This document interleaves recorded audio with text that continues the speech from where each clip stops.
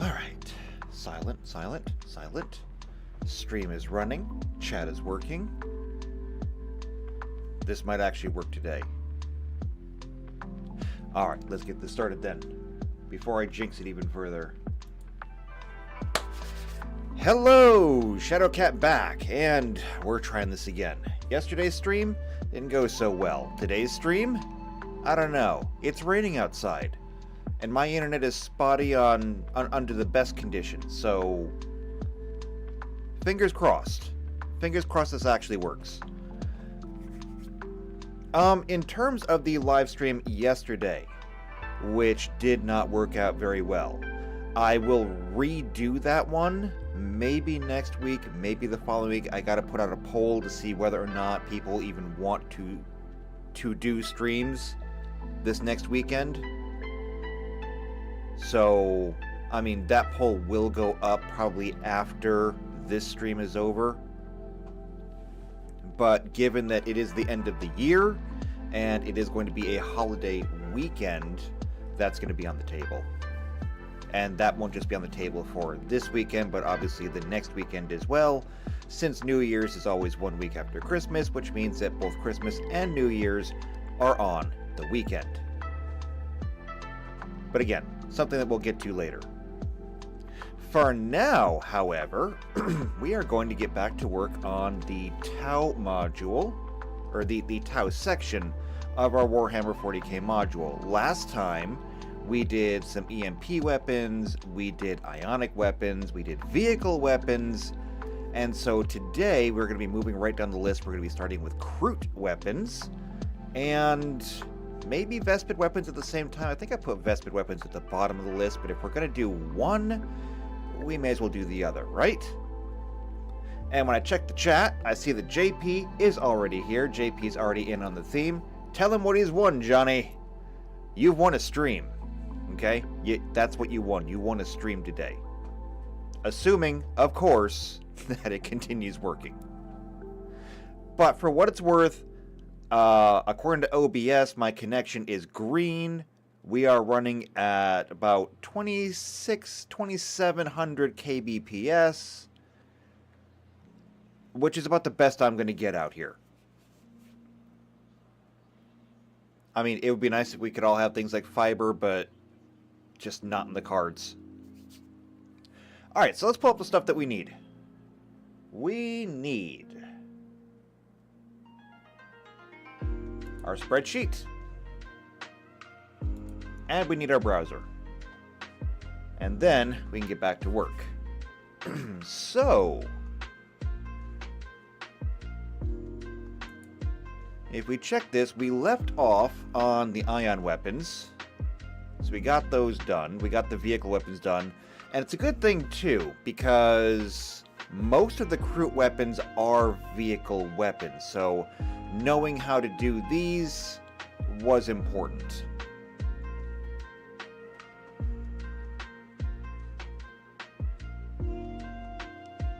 I'm going to go back to here. Did we mark those down? We did mark those down. Great. We're already on our way. So, we're going to be working on Kroot weapons. That's going to be a long arm, but it's going to be both a ranged weapon and a melee weapon. We'll see why shortly. And then the Kroot gun and Kroot bolt launcher are going to be vehicle weapons. However, they're vehicle weapons because the Kroot mount them on giant beasts. So we may actually have to go through and try to make an animal too. I'm not sure. Like, we haven't even actually... Well, no, we did make Kroot. Yeah, we made Kroot. We made a Kroot race. Because the Kroot race had all the evolutionary stuff in it. Yeah. So we already made that. But the actual beasts that they use, we may need to make those too, because we'll need to have something to put the Kroot, guns on. And then, where would it be down here? Right, it's the neutron blaster that only Vespids can use because of the crystal technology in them. So we'll try and get both of those done. We may make an animal. and we'll work from there. So let's go over and see if we can find the Kroot gun. We'll see what we can look up on it. And here we go, Kroot weapons. Alright, there is, and it's a little bit high to see that, but there's a Kroot gun. You can pretty much see everything you need to. There's a little bit of a sight like right there, but yeah, it's fine. So, we have a Kroot gun, or Kroot rifle. And it's a rifle. However, they bayoneted it, but they stuck the bayonet on the wrong way. I mean, I guess it works. And then they put a great big spike on the end of it. So when we look at this thing, in terms of a rifle, it's going to do rifle damage. So I don't know exactly what kind of ammunition it uses. When it comes to the melee section, it is absolutely going to do piercing damage. Let's see. Members of the Kroot Carnivore Squad often favor the use of the Kroot rifle, which serves as their standard weapon. They are commonly fitted with blades near the barrel and the stock, which are a throwback to early traditional Kroot fighting staves. Combined with the incredible hand speed the Kroot possess, they are not only effective ranged weapons, but they are also effective assault weapons as well. But does not actually say what they shoot. I see Blizz is in the chat. Hello, Blizz. Good to see you in here today. We're trying to work on Kroot guns. Let's see. Kroot guns are larger caliber versions of the Kroot rifle. These heavy weapons have the equivalent range and firepower of the autocannons used by the Imperial Guard, and are primarily used to engage light vehicles. Now, interestingly, and we got to make a couple of assumptions here. It says a larger caliber. Caliber is typically used to measure bullets.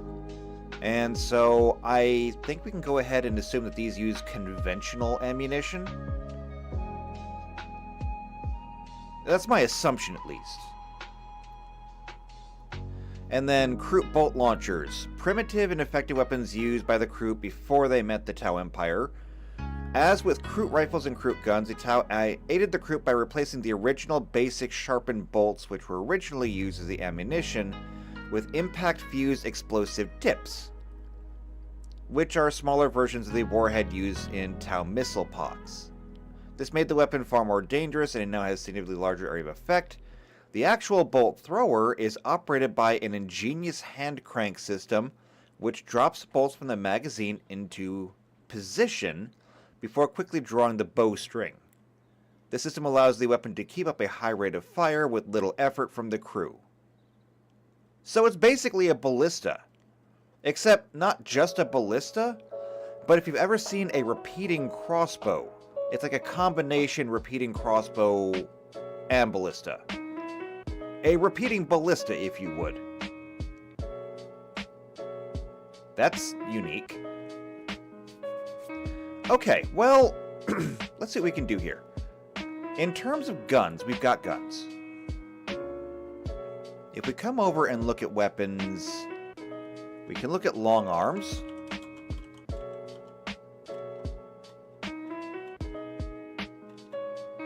Alright, one word. There we go. Long arms. What do we got here? So we've got cryo weapons. They do cold damage. Disintegrator weapons do acid damage. Flame weapons do flame damage. Lasers do flame damage. Plasma does electrical and flame.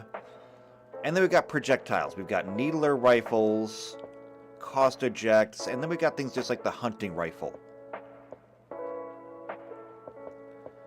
These almost all do piercing damage. So I think that's what our Kroot gun is going to do. It's going to be a piercing weapon, which makes sense. So we're going to put right down here, Kroot rifle.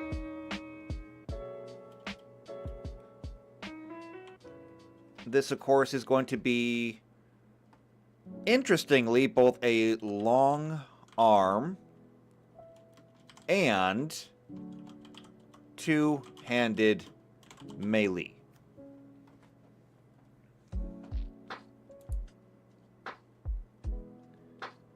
So we're just going to grab the headers up here that we're going to need.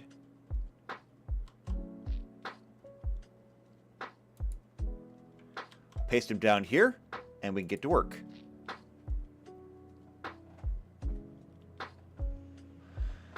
Now, we're probably going to want to have 4 levels of these, which is what we've been doing pretty standard, and as this is a Kroot weapon, and it must be available to any Kroot character that is made, we're going to start it at level 1. So, we're going to come up here and borrow this.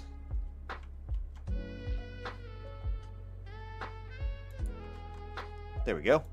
So that's going to be our level spread. Like I said, it has to be available to any Kroot character that gets made. And Tux is in the chat. Hello, Tux. Good to see you this morning. Well, morning for me. I can't speak for everybody. I mean, it's probably morning for most people, but you never know.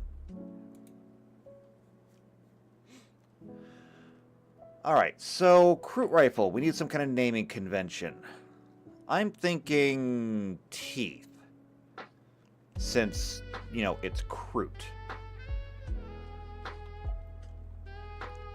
So, Kroot rifle nip.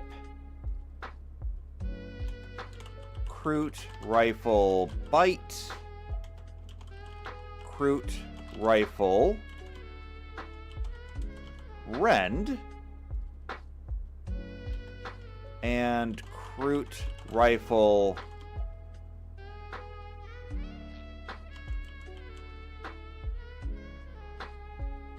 shear, I think. That ought to work. Price, not worried about right now. Damage, however. So, this goes all the way up to level 16. Let's see if we can find a level 16 projectile rifle. And see what kind of damage they do. We've got a Magnetar rifle. It is an analog automatic gun. What does automatic do? I forget. In addition to making ranged attacks normally, it has a special property it can fire in fully automatic mode. No action is required to toggle the weapon between making normal ranged attacks and using automatic mode. When you make a full attack with the weapon in automatic, you attack in a cone with a range of half the weapon's range increment. It uses all the remaining ammunition. Roll 1 attack against each target in the cone, starting with those closest to you. Attacks made with the weapon in automatic mode cannot score critical hits. Roll damage only once and apply it to all targets struck. Sounds like kind of a waste, actually.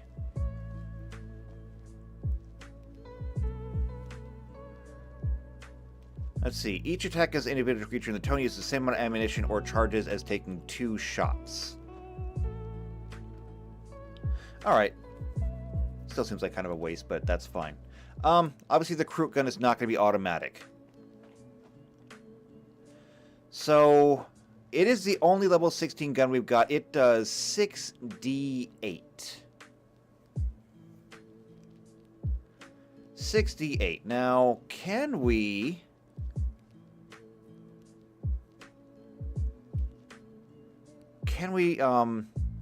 make that easier divisible by 4? Actually, we could. If I have the dice and double the quantity, it could be 12d4s. And that divides easily by 4.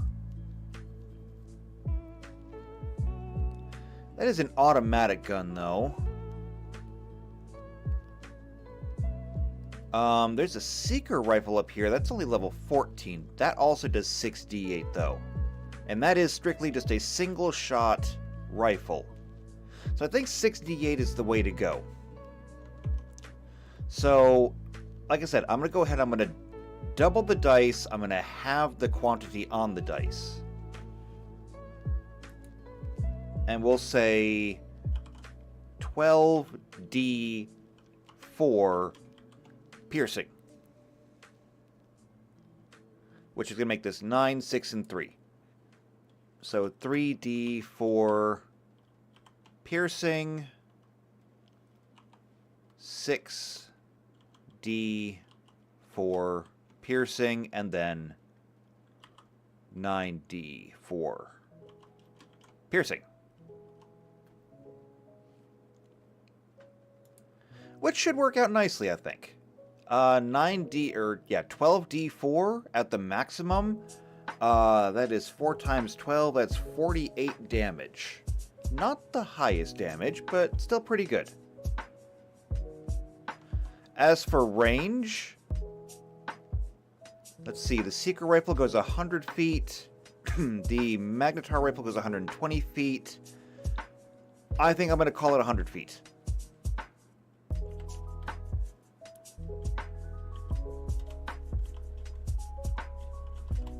There we go. Now, on crit. The Seeker Rifle does not actually have a crit effect. And in this instance, that might be fair.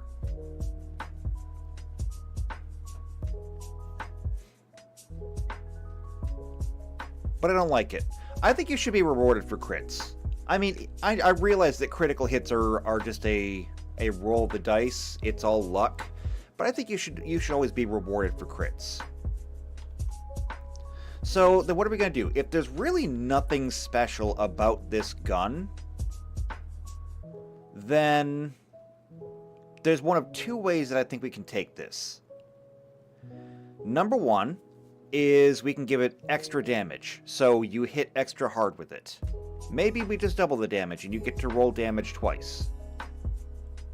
Or maybe we just give it advantage on damage. The other thing is that we can give it some kind of damage over time effect. Like we have it inflict bleeding. I actually kind of like the idea of giving it advantage on damage. So roll your damage twice and apply the better. Because that really gives it more the feeling of you hit something important. I think we're going to do that. So we're going to put advantage on damage.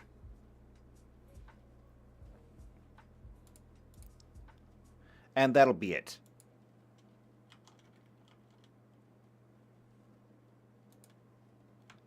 Copy and paste. There we go. Now, as for capacity, let's take a look at this gun. I do not see a magazine on this thing. I mean, I wish I could move it down a little bit more, but I don't want to mess with my screens at the moment. But you can still see everything. There's no magazine on this thing. It's a piece of wood with a spike on it.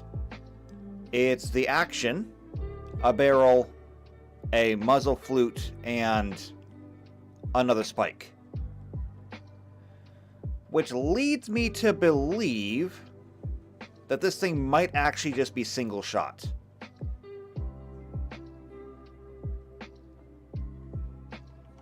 And I don't see anything in here to really steer me away from that. Because it doesn't tell us a whole lot about it. It just says, commonly fitted with blades near the barrel and stock, which are a throwback to early fighting staves. And they can be used as, effective ranged weapons and assault weapons. I don't know. I think we're going to have to go ahead and make it single shot.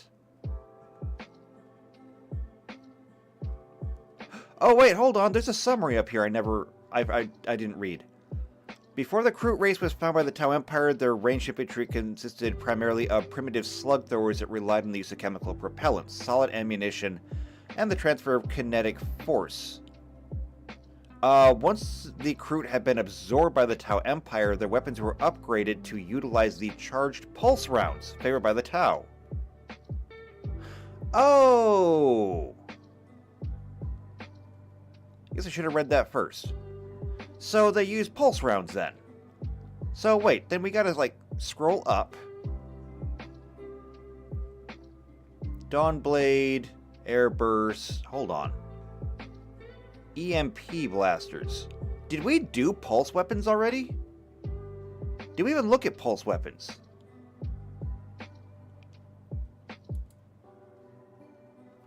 Hold on, we got fusion, marker lights, plasma, pulse weapons. Okay, so they've been modeled after these then. So pulse weapons are a family of advanced plasma weapons developed by the Earth caste of the Tau Empire and exclusively used by the Tau Fire caste. Pulse weapons operate by utilizing pulsed induction fields to propel lethal microbursts of plasma over long ranges. Pulse weapons such as the pulse rifle and pulse carbine are issued as standard arms to every front-line fire warrior. Pulse weapons are notorious amongst many of the starfaring races in the galaxy, for they have a range and damage output that outclasses the standard weapons of every other intelligent species the Tau have yet encountered. And we have a picture of a pulse rifle. Now that there kind of looks to me like some kind of battery or magazine or something. But I guess I could be wrong about it. Alright, so Kroot guns fire pulse ammo. That's inconvenient. And pulse weapons use plasma. Well, we have plasma. So, ion weapons, Kroot weapons. Here we go. Let's go back here. Alright, we gotta change this then. So, we already had it set up for projectiles, doing about 12d4 piercing. How does that compare to plasma? Alright, so for plasma, they have a level 15 and a level 17. It's a rifle and a caster. Okay, so the rifle is going to be just a rifle. The plasma caster, however, fire or fling bolts of ionized plasma to target. They have good range and are easier to use than plasma rifles or pistols, but they only strike a single target. Oh, and the plasma rifles do line damage. Okay, so we're going to be modeling our Kroot rifle more after a caster. And so that means that our top damage is going to be about the Blue Star Plasma Caster, which does 5d10, which is 50 damage. Currently, we are doing 12d4s, which is 48. And I don't see a reason to change that.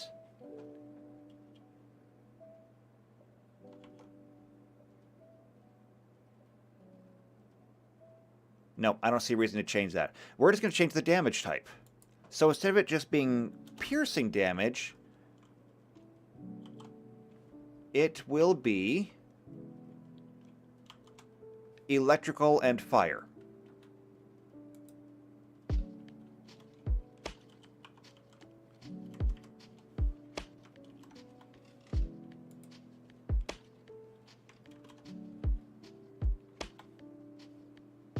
And that's really all we have to change.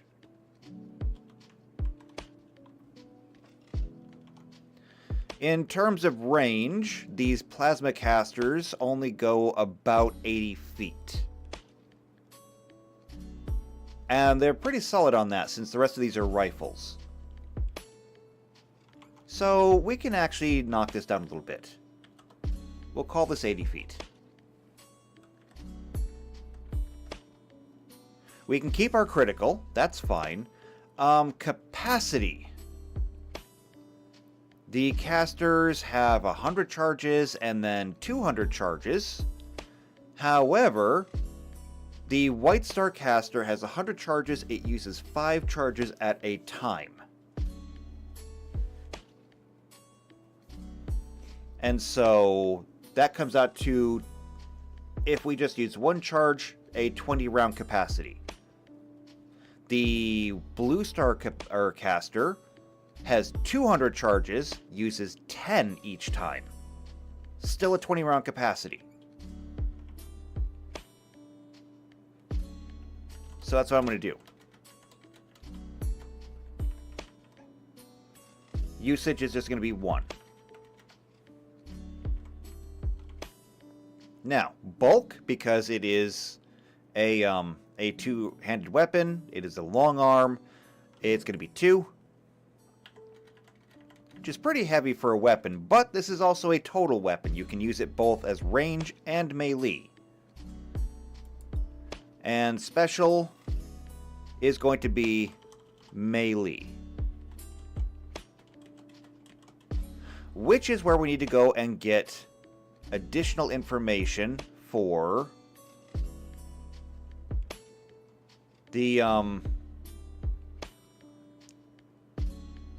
melee side. And this is ion weapons, fire warrior armor. This is all racial stuff. Did we make... I would have sworn that we made the sticks. Didn't we make the air or the ethereal class sticks? I thought we did.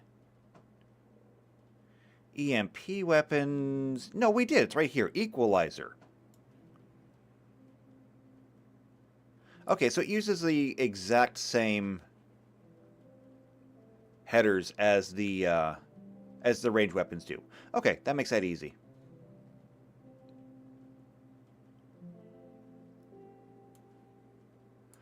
I'm going to move this down so that I can put ranged on here, because down here we need melee.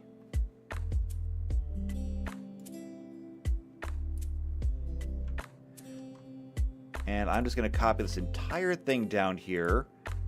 The other thing that we have to clear out will be the damage and range, the capacity and usage, and special is going to be ranged. So that makes that super easy. Now, damage. We're going to come up here, and we're going to go to two-handed melee. Let's see, uncategorized weapons. Oh, it's just in general uncategorized. Okay, so that's one-handed weapons, two-handed weapons. These are just simple, though. What about advanced weapons? Let's see what we got here. One-handed. Now we're getting into actual different types of weapons. But I want two-handed weapons, cryo, flame, plasma, uncategorized. So what do we got here? We've got doshkos, which are very unique weapons, and we're not really going to deal with those, I don't think. Tactical pikes. A pike is just like a fancy spear. Hammers, curved blades, devastation blades.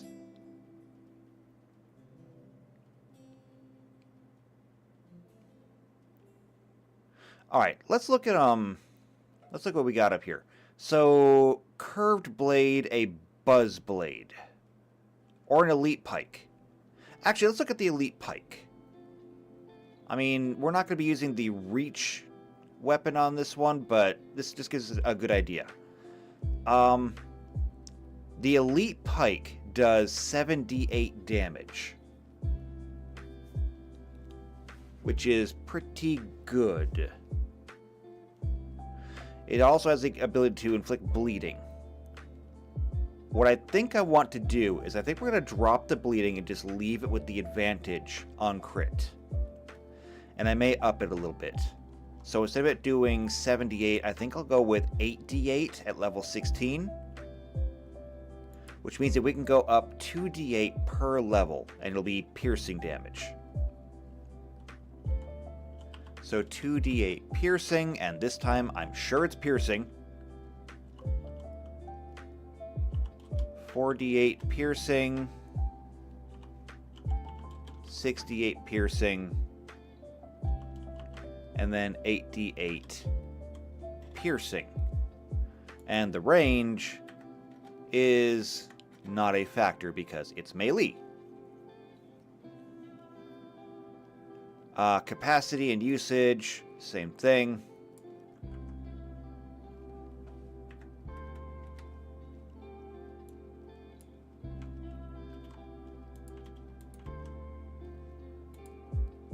And that takes care of the melee aspect. That's super simple. We don't need anything more than that. So, you've got your Kroot rifle, you can shoot, shoot, shoot, and then if they get close enough, stab, stab, stab.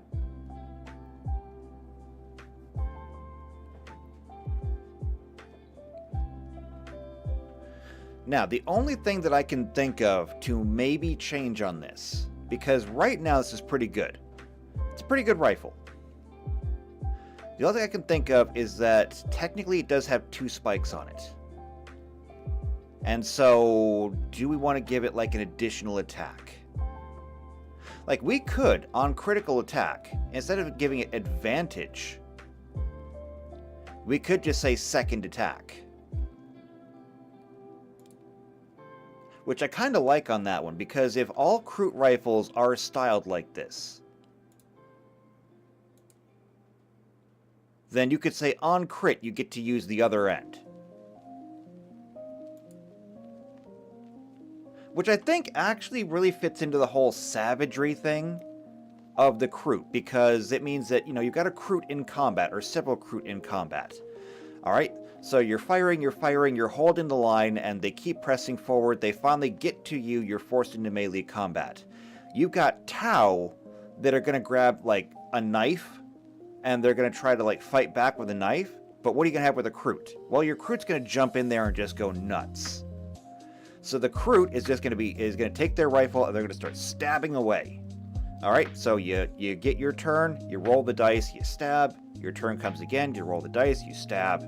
You roll the dice on your next turn, natural 20, stab.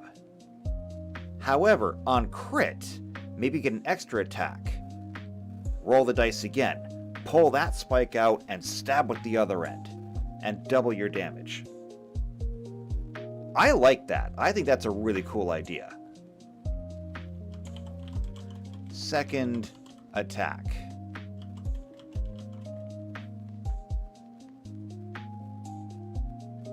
Now, of course, you have to roll for it, so you might make the roll for your second attack, you might miss. But at least the opportunity is there. And maybe you don't even need to apply it to the same thing. I just put down second attack. I did not specify that it has to go into the same target. So maybe you're, surrounded. And so you roll, you crit, you stab this guy. Maybe he dies, maybe he doesn't. You don't wait to find out. You make your second attack against the guy next to him and stab him too. And maybe you kill them both. Maybe you don't kill either one of them. Maybe they're just wounded. I guess it's up to you in the heat of the moment.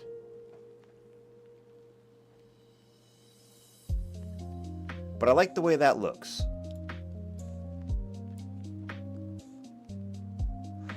Alright, so I'm going to go ahead and put a box around this. And a box around this, and I think we can call the Kroot rifle done. Not the kind of weapon I want to come up against. But, I don't know if there's even going to be a Kroot in there. I gotta see, and if you rolled a Kroot character, I don't see any reason why you could not start with a Kroot rifle. For everybody else, though, you might have to find them. But with enough time and effort, you could probably outfit your entire crew with Kroot rifles. And then you don't even need to carry, like, secondary weapons. I don't know. Your choice. So, next up, we have the Kroot gun and the Kroot bolt launcher. And those are both vehicle weapons. So, we're going to have to borrow from here.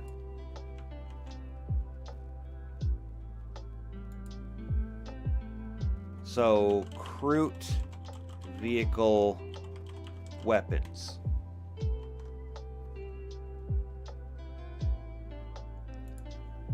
And that is going to be the Kroot gun and Kroot bolt launcher.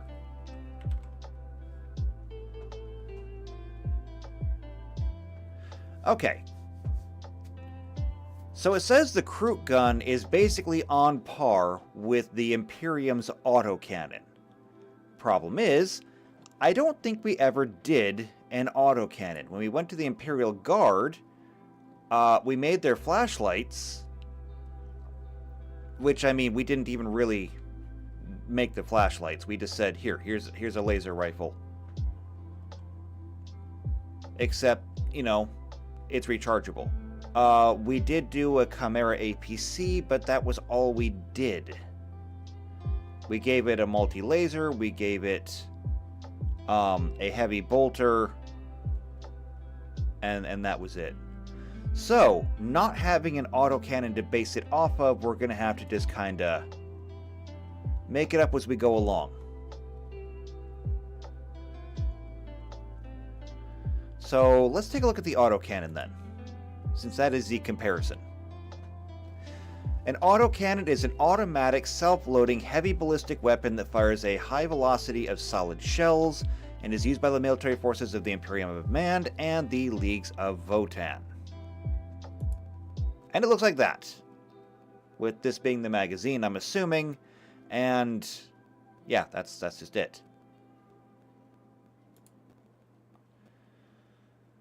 Let's see. It is an ancient weapon dating back to the 2nd millennium during the Age of Terra, but nevertheless remains a widely used piece of war gear throughout the Imperium's history. They are considered ideally suitable for attacking enemy vehicles and fortifications from long range. Though they lack the heavy punch of a las cannon, they can fire more rapidly and are less prone to overheating.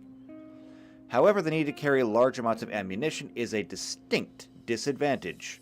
This weapon is also very large and ungainly. This bulk, combined with the serious recoil it creates, often restricts the autocannon to a vehicle mounting or to be used by dedicated heavy weapon squads. Alright, so the autocannon shells once contained an explosive charge similar to that of a bolt, though the means of producing the charge has been lost to Imperial science, and the rounds now fired by the autocannon are less powerful than they once were.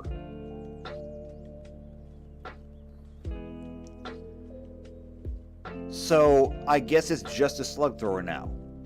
At least that's what I assume, since it no longer contains the explosive charge.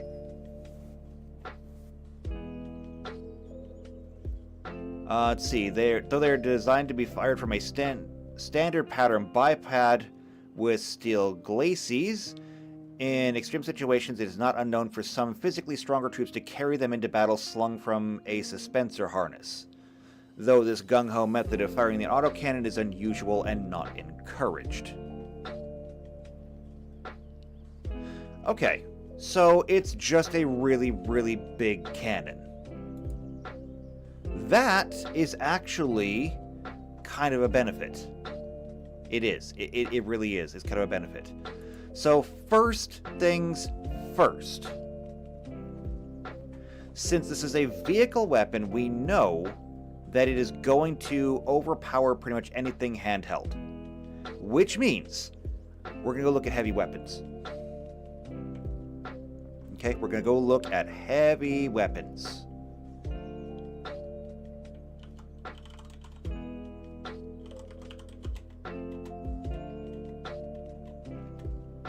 Here we go, heavy weapons. Okay, let's take a look at cannons. So, crowd cannons, we want projectile cannons. Here we go, projectiles. We have reaction cannons and machine guns. Obviously, we don't want the machine guns because those use more conventional ammunition. We want the reaction cannons. And the reaction cannons go all the way up to level 20. Perfect. So a Paragon reaction cannon does 12d10 damage. So that is 120 damage capped out, okay? Now this is an infantry gun, which means that used against a vehicle, it would only do 1/10. Again, infantry weapons used against vehicles, you divide by 10. Vehicle weapons used versus infantry, usually multiply by 10.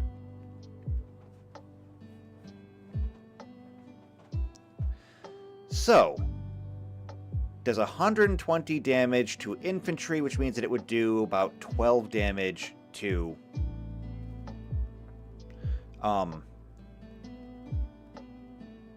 a vehicle.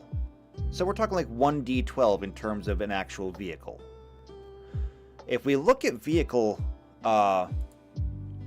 weapons, so unlimited vehicles, I'm gonna look for bombs because I know there are bombs in here. Yeah, bombs guided. Here we go. So again, as we did with vehicles last time, there's no actual damage because the damage is how many dice it gets. And then you pair that with the size of the weapon.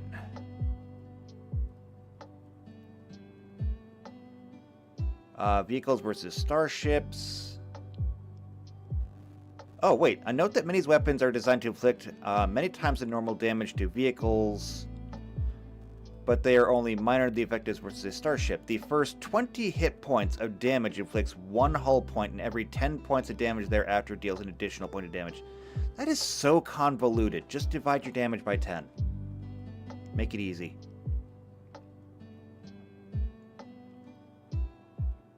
Let's see. Where did it say again?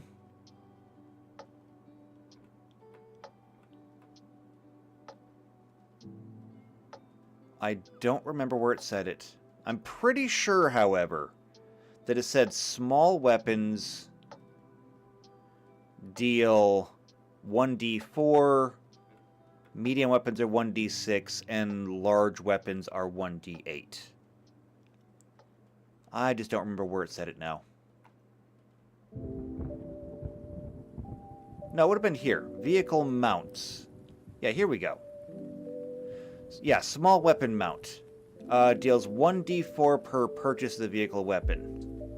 May purchase a number of times up to the size of the vehicle.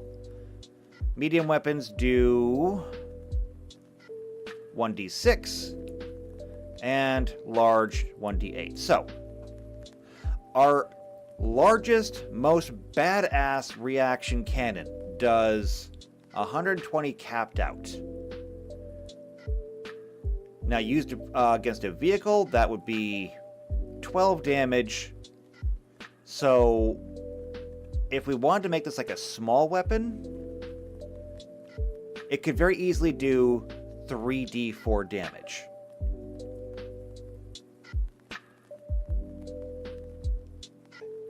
And that would put it on par with the heaviest of reaction cannons. Now, given this has to go on the back of an animal, I have to assume that this gun cannot be that big. So, let's see. Kroot guns of larger caliber, yes. These are used primarily to fight engaged light vehicles. Yeah, it must be mounted on the lumbering Krootox, or the Great Narlox. So, Krootox, what was this again? That's a Krootox. Kind of an ugly thing.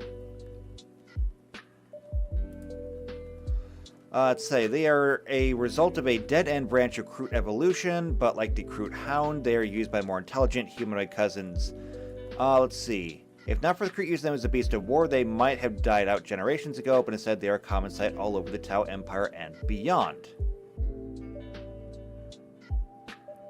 Okay. So, like, if we're treating him as a vehicle, he is absolutely a light vehicle. Which means that the autocannon, or the Kroot gun, must be a light gun.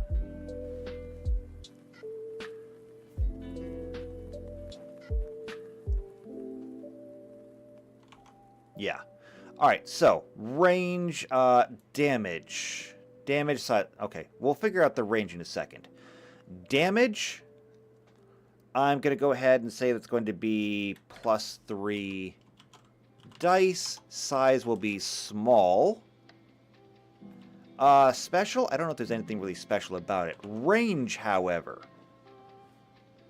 not having any information on the autocannon. If we just go by the reaction cannon has a range of 100 feet. Now, is there an autocannon in here? There is no autocannon, so we're left with the reaction cannon at 100 feet. What I'm going to do, because it is a vehicle weapon, I'm going to double the range. And I'm going to say that it has a range of 200 feet.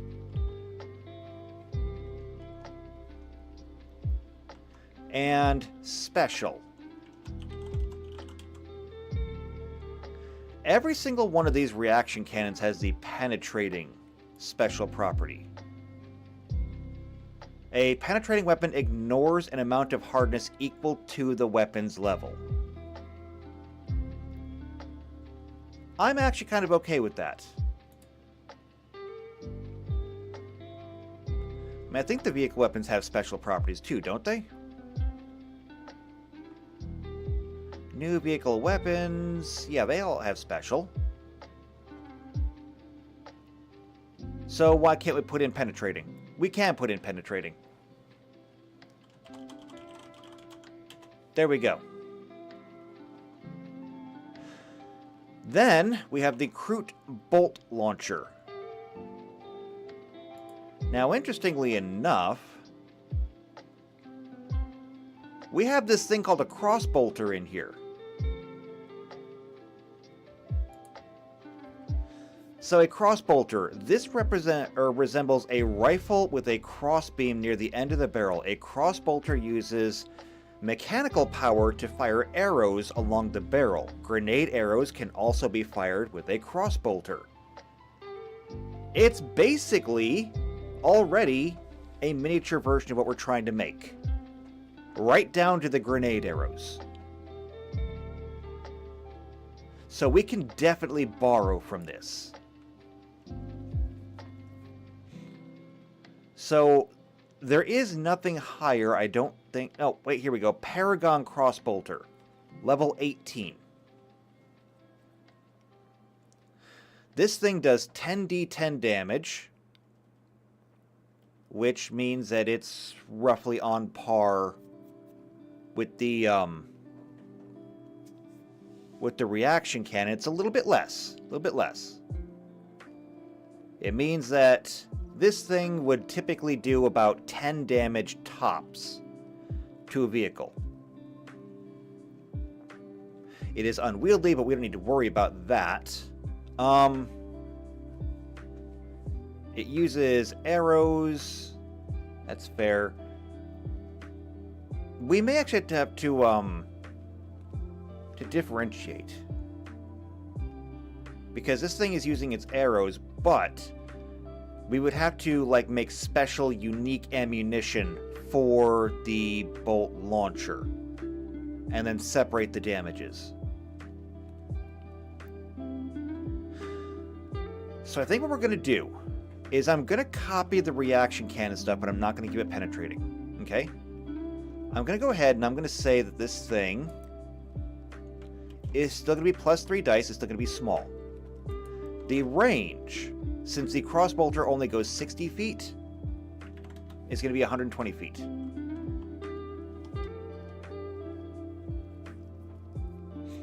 And the special... Well, no, here's the thing. The crossbolter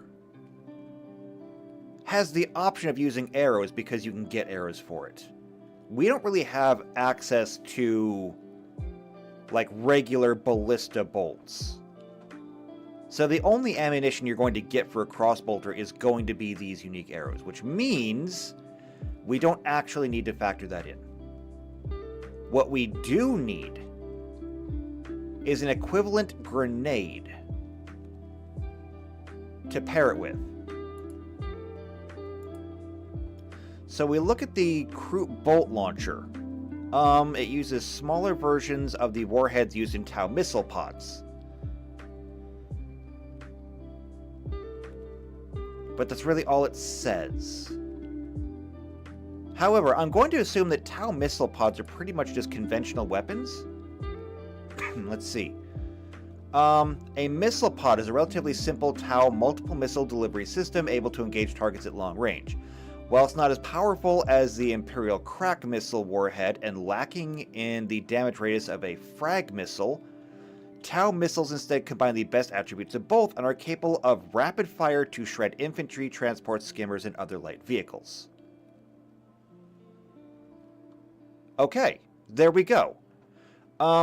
So, not as powerful as a crack missile, and not as big a blast as a frag missile. We don't have information on those. Well, actually, no, we probably do, but it's probably in a codex that I don't have. Because if crack missiles and frag missiles have actual damage radii, I might be able to actually convert that. I wonder, let me do just a really quick Google search. Because I've got information here. A frag missile. Actually, I wonder if I can look that up directly. Quick Google search.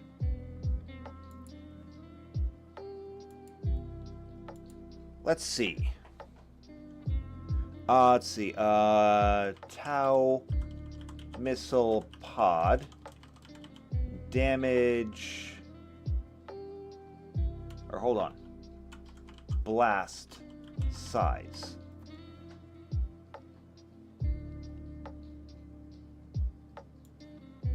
And let me read this real quick. Missile pod from the 40K wiki. I've got that. Let's see. Codex review. No, don't want that.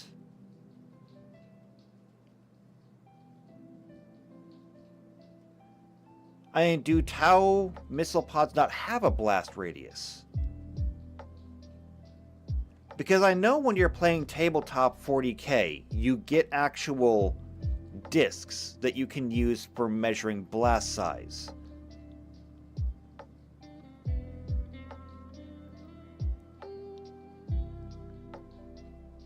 But I don't know if the weapon actually has that. Tau missile pod.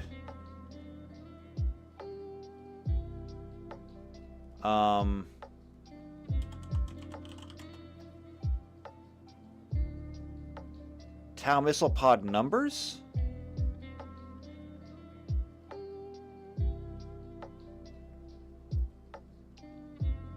I'm not familiar enough with the actual codex to understand how to read this.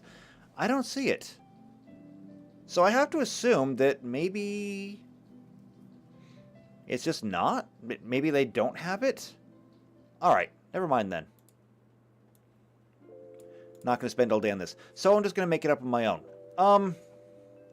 Since it says that these do not have the damage radius of a frag missile, I'm going to assume that they're basically the same as a grenade. So it fires like a missile, but it only explodes like a grenade. Which makes sense. I mean, a Tau missile pod, it's all about like size and versatility as opposed to just do one thing and do it well. So we're talking like a vehicle, or in this case mecha, mounted infantry weapon. Just like on a larger scale. I mean, one person can throw one grenade, but your hazard battle suit, or whatever it is, I guess this says crisis battle suit, can just throw like a whole bunch of grenades at once. That makes sense. So in that case, let's look at grenades.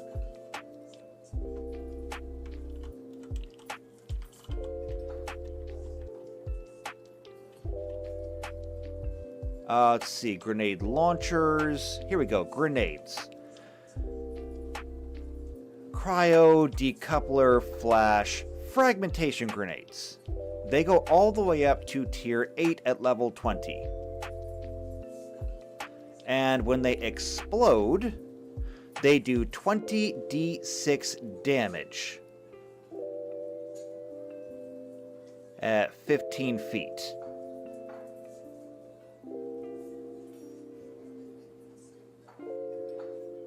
Now, is that a 50-foot radius or diameter?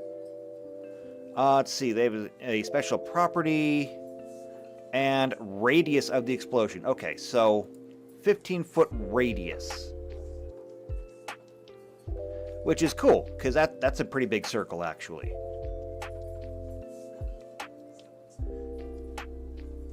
So the crossbow, as we measured it, did 10d10 damage. Which, when we reduced it, we just gave it the same damage. So we're doing now essentially just 12 vehicle damage, which is up to 120 infantry damage. These grenades, however, do 20d6. That is also 120.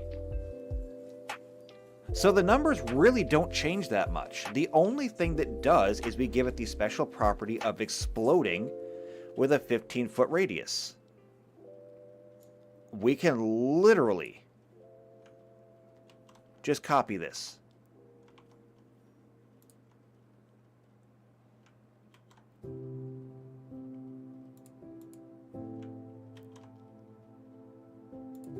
All right, and we're just going to format that like that.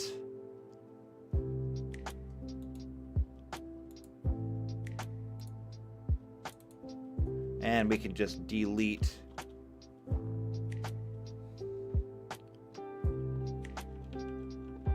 this.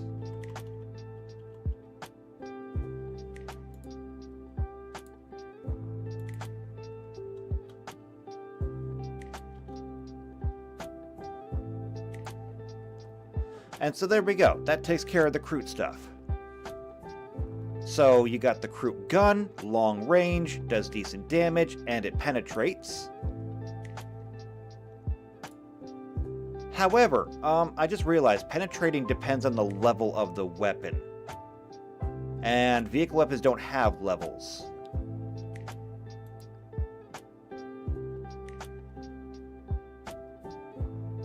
So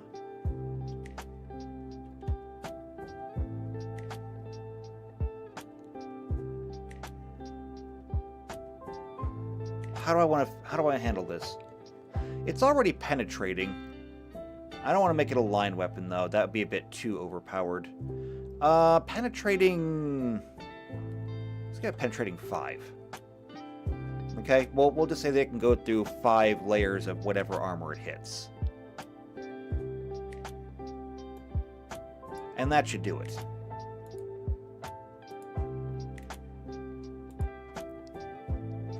Alright, so now that we got that done, we can check off all of these.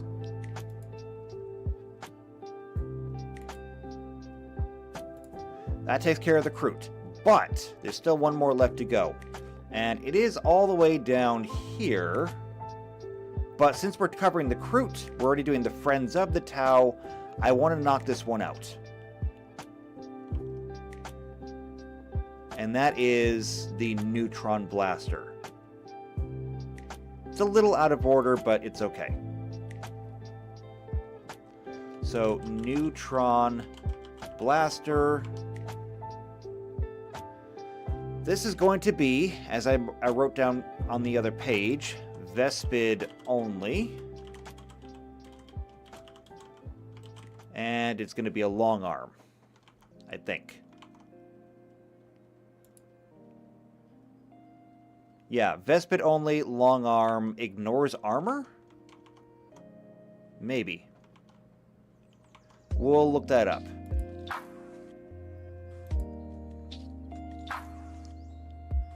Alright, so we're going to skip a few things here. We'll come back to them later.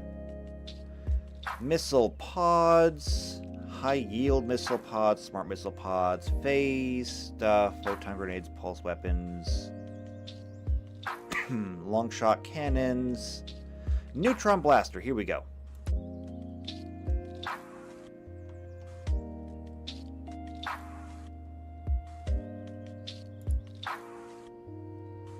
And we're going to go ahead and copy this down here just so we're ready to go.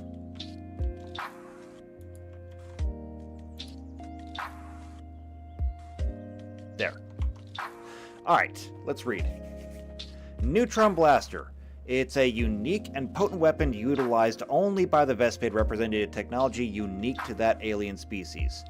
A hybrid of Vespid and Tau technology, the bulk of the Neutron Blaster is of Tau manufacture, as the Vespid have not yet attained the technical faculty to fabricate it themselves.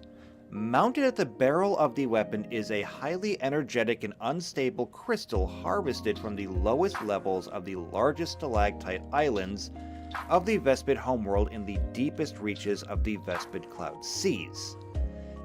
At such depths, the atmospheric pressures create all manner of exotic, bizarre, and unique crystal formations, and it is only the larger female Vespid, those who form the leader class of the species, who have the constitution to descend to such depths and harvest the purest crystals. The Tau Earth caste has provided the Vespid Stingwings with the technology to mount these weapons upon advanced and highly efficient neutron containment and projection systems, making them among the most deadly weapons of their type, capable of emitting short-ranged, that's important, but deadly streams of neutron radiation that are able to pass straight through all but the sturdiest of ray-shielded enemy armor and reduce biological matter or delicate machinery circuits to cinders. Okay, there's a lot for us to unpack there. So, short-ranged. That gives us our range increment. Deadly streams of neutron radiation that pass straight through all but the sturdiest ray-shielded enemy armor. So, it ignores armor, like, entirely. And it reduces biological matter or delicate machinery to cinders. That sounds like flame damage. Neutron blasters are only usable by the Vespid, for the constant ultrasonic tone emitted by the vibrations of their wing casings perfectly modulate the energies contained within the crystals. And continued exposure to the crystal's neutron radiation would prove ultimately lethal for any other species. Okay, so much like the Kroot gun, this needs to be available to a Vespid at level 1.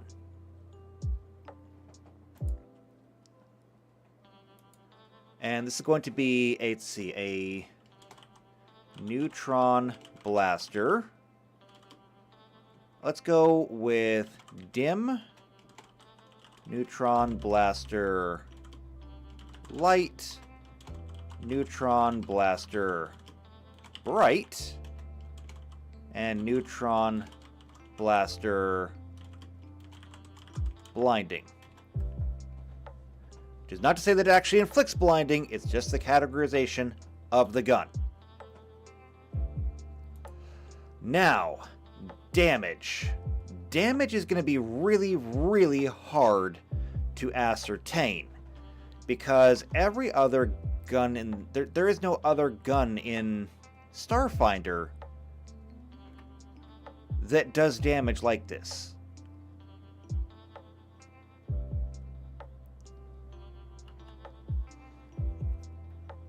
I mean, in terms of our weapon types, we've got acid, cold, electricity, fire, sonic.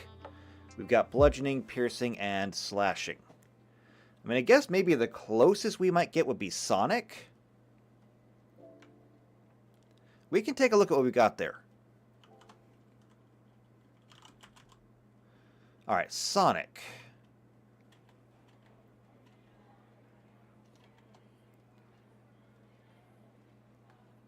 Okay, so damage. No, we got that.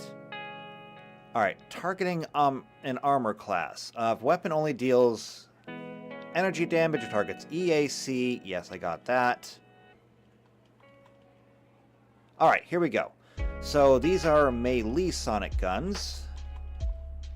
Alright, here we go. Sonic rifles. So in sonic rifles, we've got Thunderstrike guns, which are just sonic cannons, I guess. And Street Sweepers, which are knockdown guns.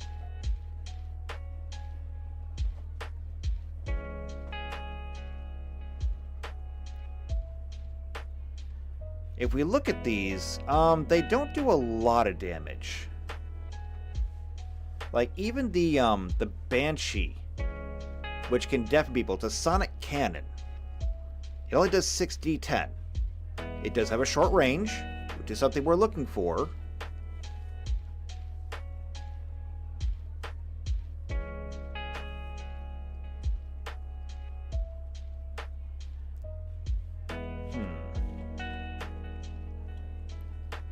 What about...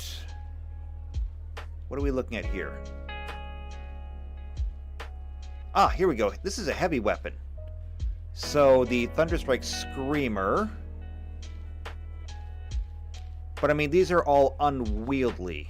So not really the kind of thing that a Vespid's going to be using. So I think we're better off going with the rifles.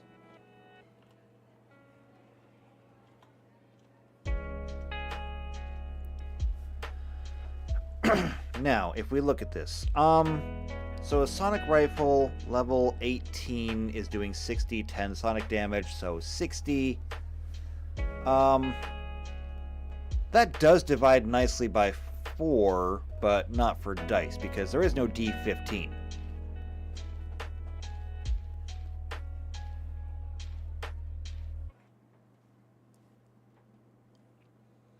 We can adjust this, though. Especially since we can kind of tune it down a little bit, I think, because it is so absolutely deadly. Like, if we knock down the damage to like a 4d10, but we stipulate that this thing is not affected by armor, so the only thing that you get for your defense is your dexterity bonus. So basically, it always fires against it's always a touch attack. Your armor doesn't matter. Which is not something they really have in Starfinder. That's a Pathfinder thing. But I don't see any reason why we cannot bring that rule over here. Anybody that's played Pathfinder or Dungeons & Dragons before will know what touch attack means. And it's not a hard concept to to pass on.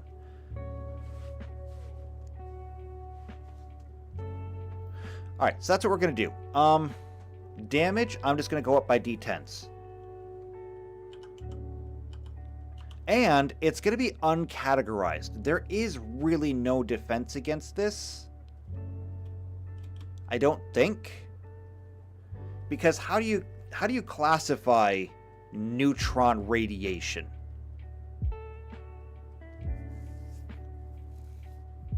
The only thing that I can think of is that the neutron radiation should be affected by shields.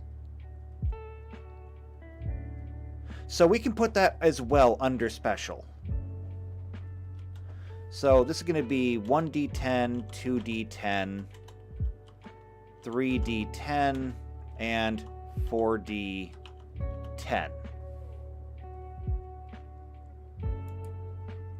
Now, in terms of range, it says it's short. All of these sonic weapons only have a 50-foot range, which is, when you compare it to the other guns, pretty short. JP says damage over time for radiation. I considered it. I did consider it. Because a neutron gun is radiation. Here's the problem with that. The problem with that is if we did that, the lethality of this gun goes way, way up. The thing about radiation poisoning is that radiation poisoning is nearly impossible to survive. Where would it be? Afflictions? Because I think it's considered... Wait, this is... Oh, here we go. Diseases. I believe that radiation sickness is considered a disease. I think. Red ache. Maybe it's a poison? Drugs. No, what is it? I always forget this because radiation is so not intuitive in here.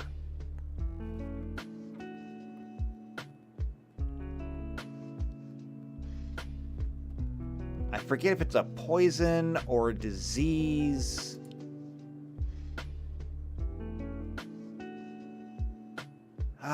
It's not a condition. I think I can find it through here. Radiation. Here we go. So, radiation. That's radio.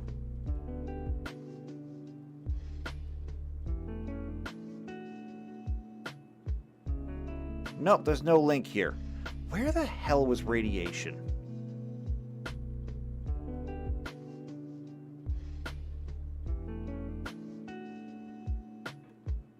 I don't remember now.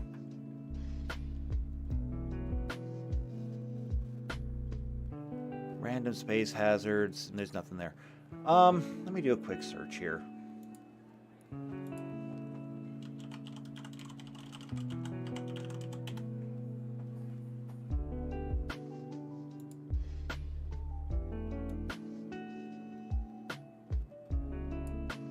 All right. It is under poisons. It's always weird that it comes up that way, but here it is. Okay, radiation. It is a poison. It's an emanation. Save track frequency once per round.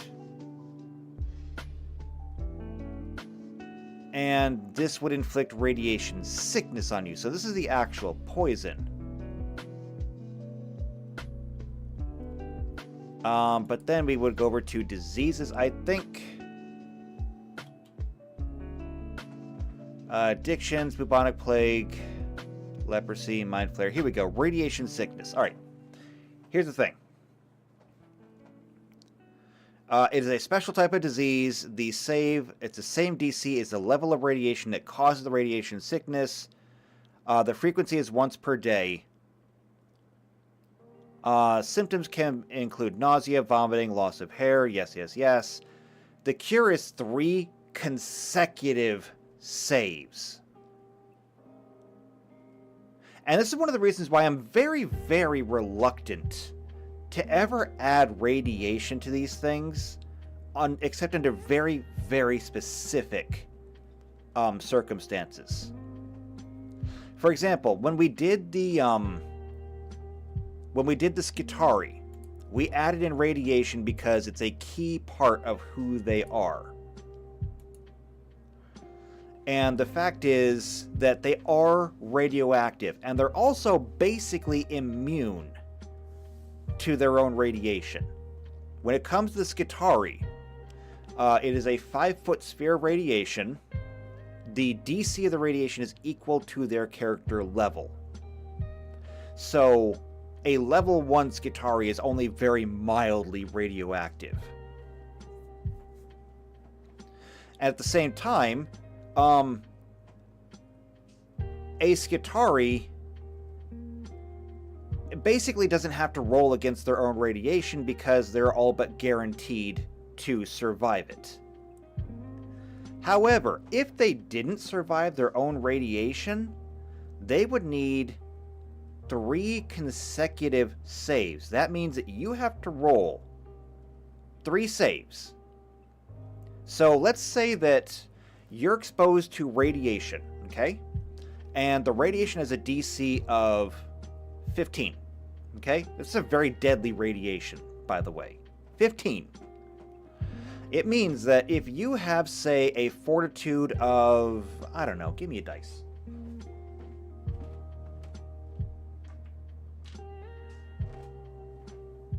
Alright, I got myself a D10 here, because I've always got dice nearby. Okay? I rolled a 7, so you got a fortitude of 7. Okay? You're rolling against a radiation hazard of 15. If we take the 7 away from 15, that leaves us with an 8. You have to roll 3 D10s, and you have to roll an 8 plus on each one. Now, in this case, that's not actually that bad. I mean, you have a better than 50% chance, but it's essentially the same as saying you gotta flip 3 coins and get heads on all 3. It's not impossible, but it is hard to do. And in the case of radiation sickness, every single time you fail, you go down 1 step on the track. So in this case, the track is physical. And I wonder if I can find that. I think it was over here, actually. I saw it. Afflictions? Let's see. What's called a progression track. Curing it. Okay, the physical disease track. So here's what happens. When you got radiation sickness, the first time, or the first day that you have to make your saves, you roll your 3 dice, okay? And let's just say that you rolled 3 dice, you got a 7, 8, 9, okay? The 8 and the 9 pass, the 7 fails. So you move 1 step down the track. So you basically start at latent. Well, no, I guess if we're going to be generous, you start at healthy. You just failed your saves. You were healthy. Now you're in the latent period. And if you look at latent, there's nothing here. Okay? No ill effects yet. Now with radiation sickness, where was it? It was down here, right? Poisons.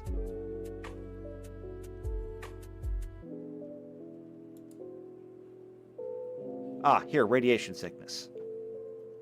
Okay, so frequency is once per day. So every day, at the same time, you have to make these saves. So next day, you roll again. Again, you get 2 successes, 1 failure, all right? This sucks. That means that you move down 1 step, so now you're weakened. Okay? The victim is now sickened and fatigued.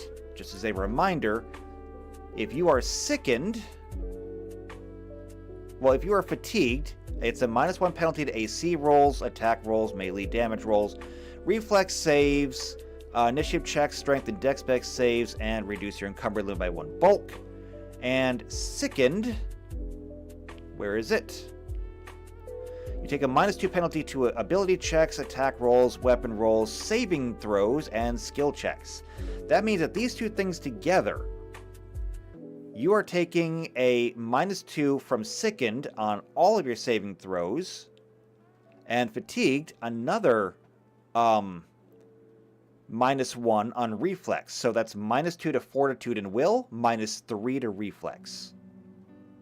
Now that fortitude is important because you need that save. You're sick. You need your fortitude save. And now your fortitude save just took a -2 penalty. So that 7 that we just rolled is now a 5. The next day, you have to roll again. Now with a -2 penalty on your scores. You still manage 2 successes, 1 failure. You move down again. Where was it? It was... Oh, no, it was right here. So you move down. Okay, now you're impaired. Okay? Day 3. Or 4, I forget. Either way, you're now impaired. You are now exhausted, which means whenever you take a standard or full action, you must succeed at a fortitude save at the disease's DC or lose the action and become nauseated for 1 minute. So exhausted, if we come down here, you move at half speed, you cannot run or charge, -3 penalty to AC attack rolls, melee damage rolls, reflex saves, which by the way, this is cumulative, so your reflex saves are now at a -5, strengthen dex-based attack skills, ability checks, and reduce your encumbered limit by 3 bulk. If you screw up and you are now nauseated, you cannot attack, cast spells, concentrate on spells. The only thing you can do is take a single move action. And I know, this is very wordy. I am working towards a point here. Just stick with me here for a minute, I promise. Alright, still with a -2 penalty on your fortitude, you roll again. 2 failures, 1 success. You just went from impaired to debilitated. Strenuous action causes the victim pain. I don't know why that leads to combat, but sure. If they take a standard action, they immediately lose 1 hit point. Okay? Hit points are about to become real precious. Next day, you roll again. 2 successes, 1 failure. You are now bedridden. The victim is awake and can converse, but cannot stand on their own or take any other actions or reactions. You roll again. You don't get your 3 successes. You're now comatose. And then if you fail again, you're dead. You have to get 3 successes in 1 roll. And you're on a time limit. You get 1, 2, 3, 4, 5, 6, 7. If you are exposed to radiation, you are dead in a week. Unless you can purge the radiation sickness in some way. Now, the immediate, knee-jerk reaction here is, okay, well, if I'm shooting something with my gun, I'm going to keep shooting it until it's dead. So, it's not going to have any time to worry about radiation sickness. Because I'm literally going to, once it's disabled, I'm going to stand over it, point my gun down at it, and I'm going to microwave it until popcorn bursts out of its chest like aliens. And that's fine. That's a fair point to make. Conversely, though, what happens if you, as players, enter into some Tau area where there are Vespids? This is where the idea of balance comes in. Because your enemies don't really need to worry about radiation sickness. You can rest assured that if you took one of these guns in there and I gave it the actual radiation effect and said that, this thing deals radiation damage equal to its level. Even if you went through and just flashlight flashed everybody in the room and then you guys retreated, the majority of the people in that room would probably be dead by the end of the week. Conversely, however, that could also be done to you. Which means that if you were going up against a bunch of Vespids, the idea that you're going to get in and out of a Vespid area unscathed is basically nil. And so, some of you are going to take hits along the way. Now, the save to resist radiation poisoning is only 1 roll. If you succeed your 1 roll, you're good. Conversely, if you fail the one roll, you're very much not good. But if you fail that roll, you now know that your character has radiation poisoning, and you know that as soon as you guys take your long rest, the next day, you have to start making these rolls. And you are now on the short track to being dead. That is not something that I really want for my players, not gonna lie, okay? I have seen what radiation sickness will do to a crew. It ain't pretty. The game in question is the only Starfinder game I have run so far. There was an argument over who was the better pilot in the ship. Somebody got a little bit too cocky and said, you know what, I can do it better than you. And then, when I said, there's a radiation belt incoming, roll to avoid it, you know, steer around the hazard, they failed because they were in fact not the best pilot. The entire crew got dosed with radiation. The entire crew was dead within a week. Because the fact is that while some people had some really, really good fortitude saves, nobody had good enough fortitude saves that they could make 3 saves in a row reliably. The people with the lowest fortitude saves died very, very quickly. The people with the better fortitude saves died very, very slowly. Because I told them, it's like, if anybody survives this and can get the ship back, you can all roll new characters. Or at least anybody who died can roll a new character. But even the people with the best fortitude saves, today they were fine and they moved 1 step up. Tomorrow they moved a step down. The day after they moved a step down. The day after that they moved a step up. And so it was long, it was agonizing, as radiation sickness tends to be. I mean, if you know anything about acute radiation sickness, it is pretty much the worst way to die known to humanity. I mean, death by burning is painful, but at least it's over quickly. Death by vivisection. If you're not familiar with death by vivisection means that you get strapped down to a table, and then they take a curved knife and unzip your skin from your collarbone to your crotch. And then they start taking your organs out.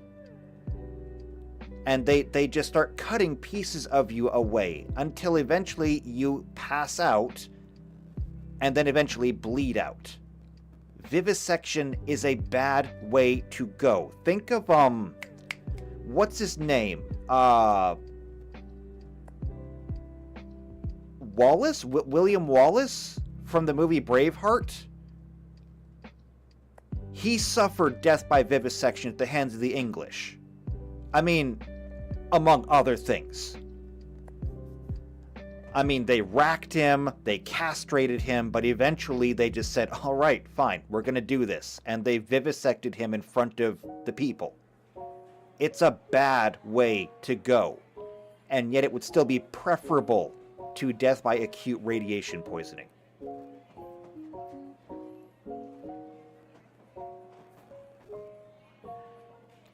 So, that is the reason why I am really super hesitant to put radiation on this gun. Because I think it absolutely fits. And if I wanted to be absolutely true to the setting, I do think that putting radiation on this gun is absolutely deserved. My concern is that if I did, the minute that you camp against a Vespid, it would be basically instant death. even if I made it so that the save, because the save for radiation sickness is paired to the exposure you get. If I put it to the point where it was based on the weapon's level, that means that the radiation risk on a level 1, a dim neutron blaster would be 1, which means that you would only ever suffer the effects of radiation if you rolled a 1.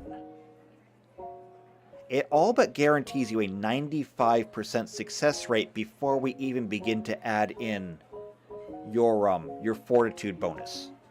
Actually, no, because that's a critical failure.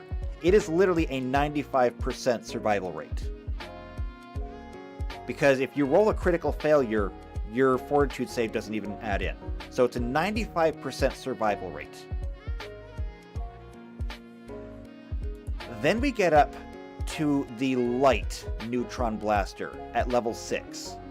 A level 6 DC. That means that before your fortitude save, we're talking about a, let's see, times 5 is 30, so a 70% survival rate. Now, that's pretty good. That's pretty good, not gonna lie. 70% is absolutely doable. And that's before your fortitude. If we take a look at some of the other, some of the classes, like let's say soldiers, since, soldiers are pretty much going to be the ones on the front lines. A soldier at level 6 would have a +5 fortitude save, and that's before Constitution. So let's go ahead and give them the maximum benefit here, and say an 18 in Constitution, +4 to fortitude. So that's a 9. That means that the lowest this soldier could roll would be, if they rolled a 2 + 9, 11. They should have a 100% survival rate on this. Should. At the 10th level, it's a +7. If we give it the +4, that's +11. So if they rolled a 2, that would make it a 13. It should be 100%. But this is for a soldier with a maxed out constitution. So anybody with that kind of fortitude should be able to survive the radiation no problem. But that's the highest end. That's the best case scenario. And it only really goes down from there. Because that's a soldier. If we go to some of the other ones, like, I don't know, let's look at an operative. A level 6 operative only has a +2 fortitude. That means that the operative, if they were exposed to a level 6 gun, would need to roll 4-ups. Okay? Because you gotta at least meet the DC. You don't have to exceed a DC, you just have to meet it. So they have to roll a 4-up. That means that they went from a 70% survival rate to an 80% survival rate. Still pretty good. For our operative, though, at level 10, so a level 10 gun, that's a level 10 DC, they only have a +3. And I'm assuming they don't have any bonus in their constitution. So this is like the worst case scenario. No constitution bonus. This means that they would need to roll 10 minus 3 is going to be 7. That's a 35, so a 65% survival rate. And we're just going down. At level 16, it's a +5, so 16 minus 5 is 11. That means they have to roll 11 up, so we're talking about a 45% survival rate.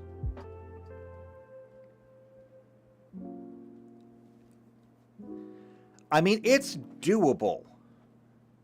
It is survivable, but the odds go down the worse you get. Or depending on, your fortitude. And that's why I'm very hesitant to do that. Now, it's possible.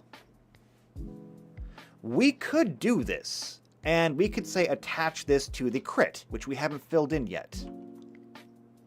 We could say that on critical, it inflicts radiation poisoning, or at least we could give it the irradiating effect. Or we can make it an irradiating gun overall, so every shot is irradiating. So I ask you then, in the chat, let me know, how do you feel like this weapon should be handled? Should we go all the way and say, look, it is a neutron gun. It is, by its very nature, an irradiating gun, and every single shot should be irradiating. Or do we make it a little bit, more generous and just say it should only be on criticals?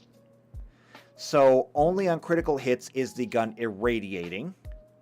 Or do we skip the entire thing and just say we're not going to deal with it because the radiation is honestly just too lethal? So what do you think we should do about that? And I'll leave this one up to you. Let me know in the chat how you think this should be handled. In the meantime, I'm going to go ahead and make this a 50-foot range, because we, need to have the range in there. Capacity and usage.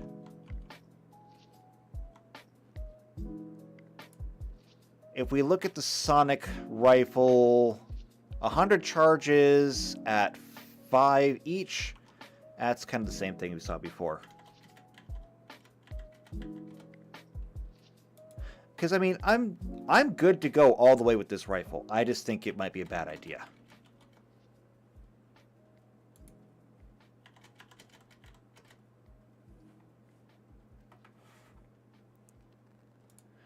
Alright, and special.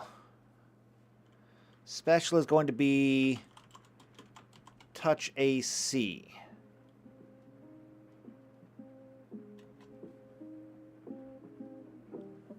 And take a look, or a minute to check the chat. I don't see any suggestions in there. Not yet, at least. I'm gonna grab a drink real quick while you guys come up with an answer.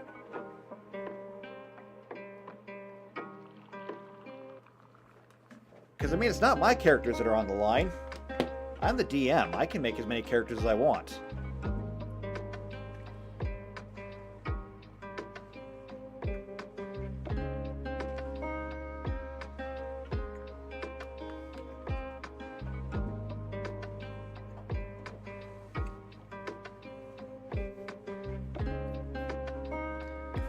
No?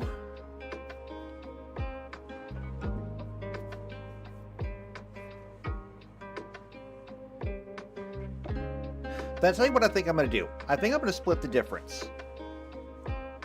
I think I'll split the difference on this one. I'm going to leave the special being touch AC.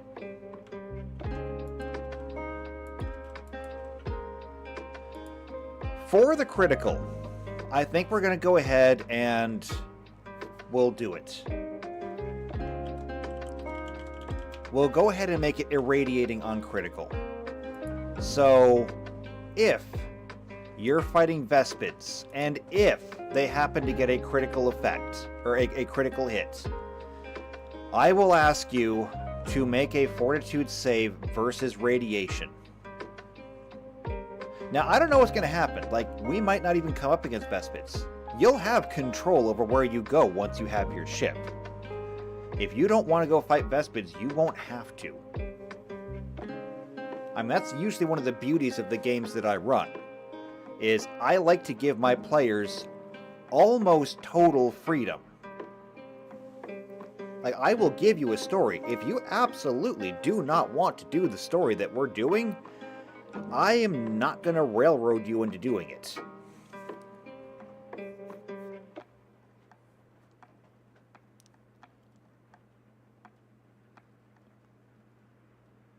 So if you go up against Vespids, you'll know what you're walking into. Neutron blasters are not going to be friendly. They don't do the most damage. I mean, compared to some of these other guns, the Kroot rifle does a maximum of 64 damage. The neutron blaster only does 40. But that 40 is going to go a long way, given that you only have to touch somebody with it.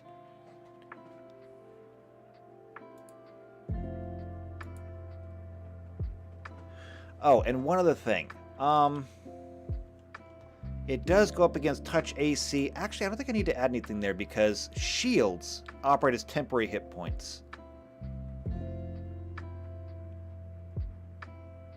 So yeah, if somebody manages to get the touch AC on you, then your shields will take the hit first. After that, you're getting turned into a microwave burrito.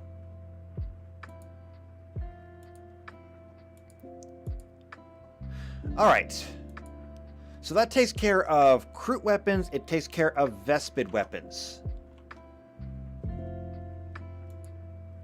And that took longer than it probably should have, but that's because I went on a tangent about, you know, how all the radiation stuff works. And I don't regret that. I mean, it's always good to go over this stuff to make sure that it's explained and everyone knows what's going on. Is there anything else that we can work on? Like, I don't want to get into fusion weapons because there's a lot of them. What about marker lights? We can do marker lights real quick, right? At least I hope we could do marker lights real quick. Marker lights should not be complicated. So, neutron blasters, we're going to go up for this one. Alright, Kroot stuff. Fusion. Marker light.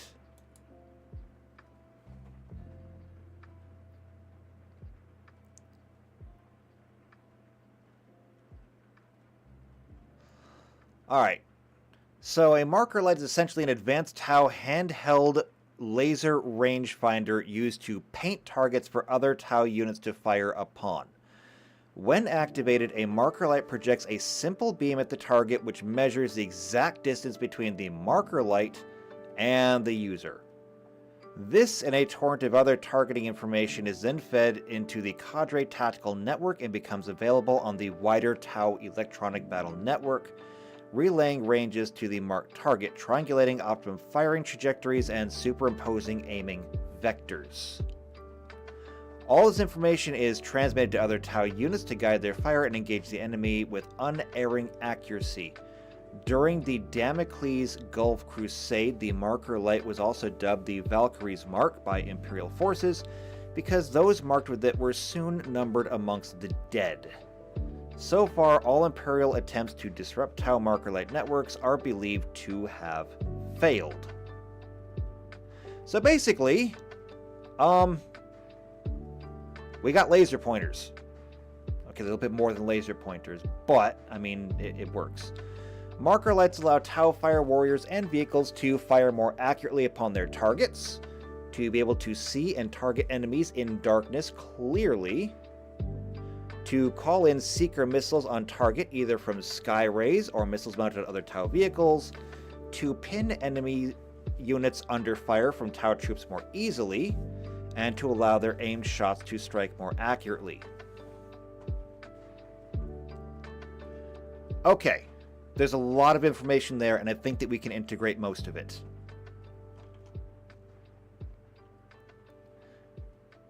And what I think we're going to do is I'm going to treat these a little bit like the grenades. Like we had the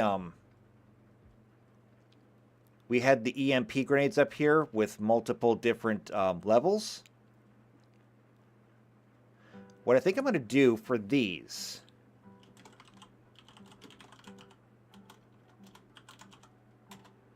is I'm going to give a whole bunch of information. So, weapon... Okay, all this stuff. Copy. Paste. Now, marker lights.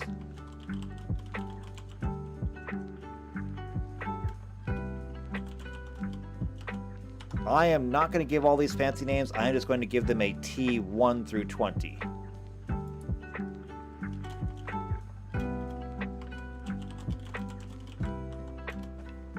And hopefully I can autofill these.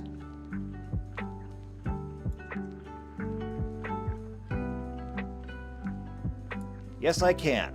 Thank you. All right.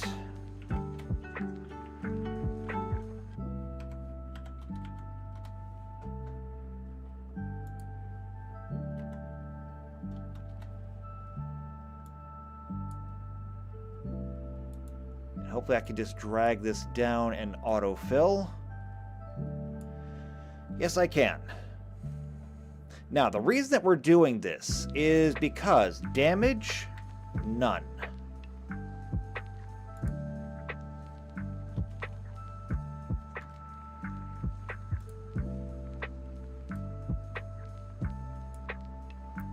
They don't do any damage. However, they do have range. And marker lights... Since these are paired with long-range weapons, they have to be long-range themselves. What is the longest range gun in here? That would be sniper rifles. Where is they? Sniper weapons. What do we got? So, we have sniper rifles that will go out 1,000 feet. 1,250 feet. Can we get a 1,500? I've got a 1,500 feet. Sold to 1,500 feet.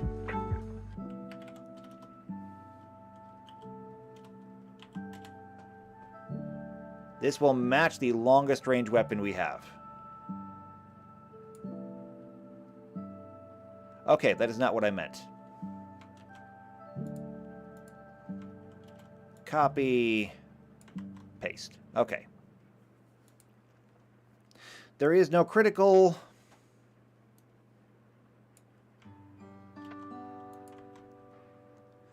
Capacity. It is literally just a laser pointer. So capacity is going to be 100. Usage will be 1. It's just a light. It doesn't have to do that much. So copy and paste. The bulk. I'm going to call it light.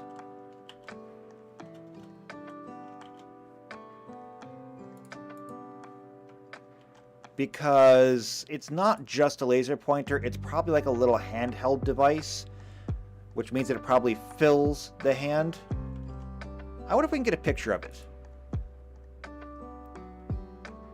Is there a picture of it? Not really. No, there's no pictures of it. So I'm picturing something like a little handheld camcorder or something like that with like a whole laser array inside of it. So it'll be light. You can carry one easily enough. But you can't carry like a million of them.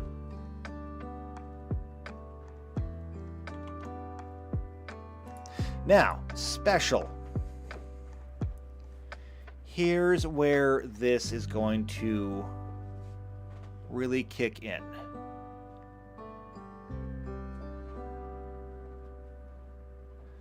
Because this is nothing but a special device.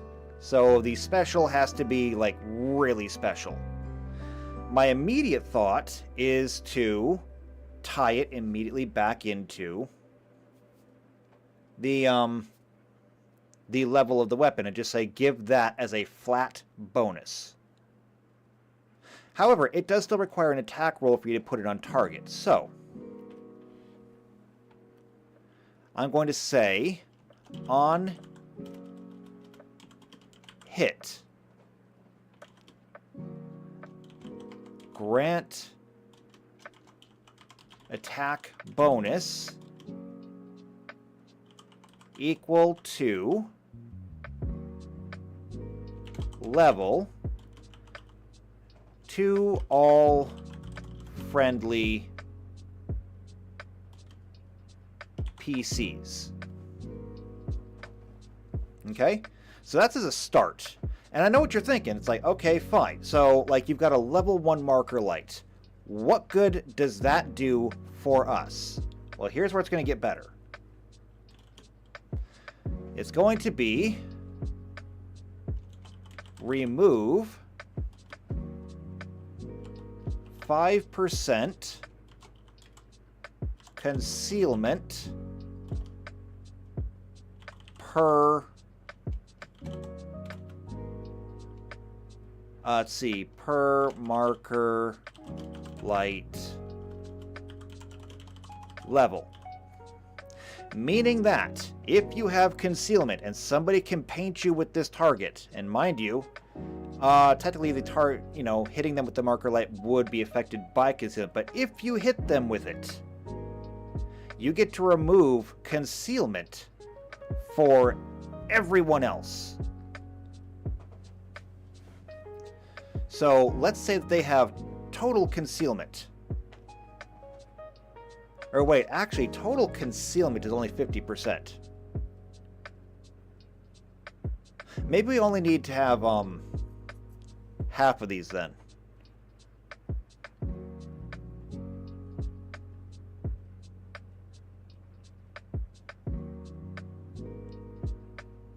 Well, in that case, if we removed half of these, so that we could remove the entirety of concealment by the time it was level 10,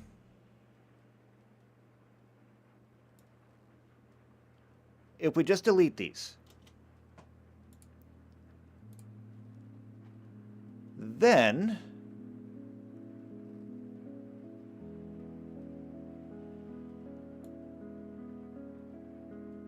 we could do this.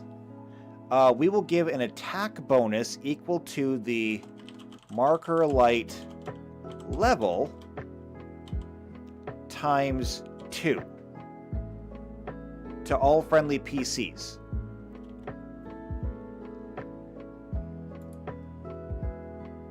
And then after that, I mean, that means that once you get up to a level 10 marker light, you're giving you're giving them a plus 20 to attack. It does mean that we should adjust these. So 1, 3, 5, 7, 9, 11, 13, 15, 17, 19.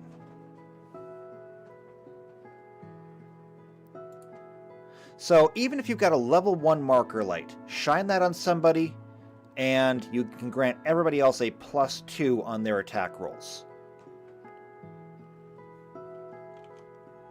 Which I think sounds pretty good. Let's see. Be able to see and clearly target enemies in darkness clearly. That's the concealment. Call in seeker missiles on targets, either from sky rays or missiles mounted on other Tau vehicles.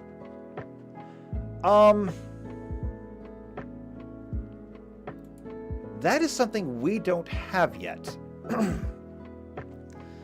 So a seeker missile is a Tau weapon system that consists of a single high-strength missile which strikes a target that has been designated using a marker light.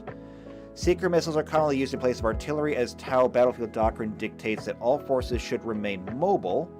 The Tau Firecast generally does not rely on static defensive positions unless absolutely necessary. Okay, so we're basically talking about a guided missile.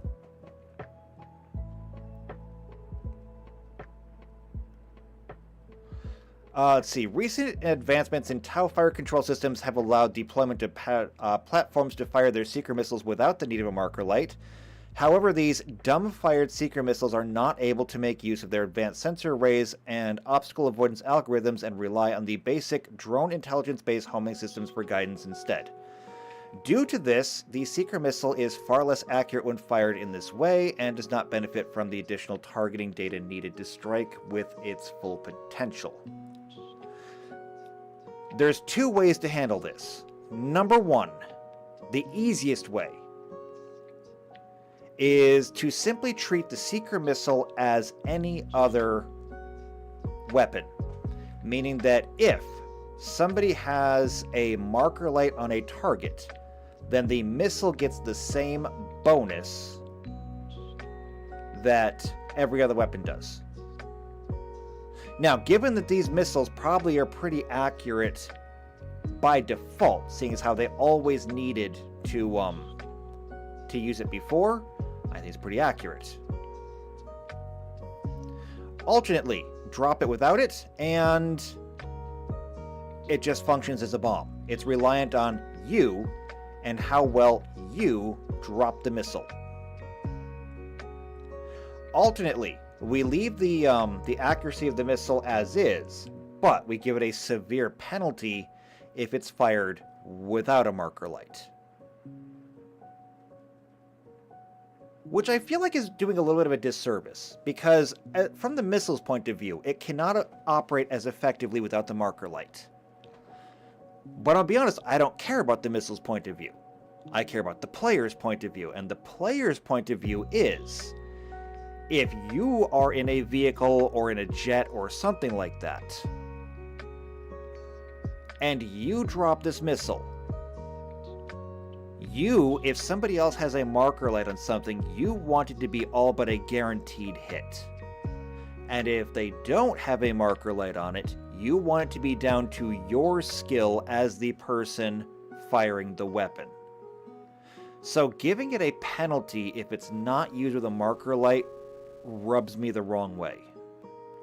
I think that we just treat it as any other weapon and let it be affected by marker lights, which is going to be true of pretty much every single other weapon out there. Now, what makes this any different than any other missile then? I'm not sure. Maybe we make it uniquely able to benefit from marker lights, whereas other dumb artillery can't. I don't know, we'll have to get there and figure it out then. Let's see. Pin enemy units under fire from Tau troops more easily. That I'm not sure how we do.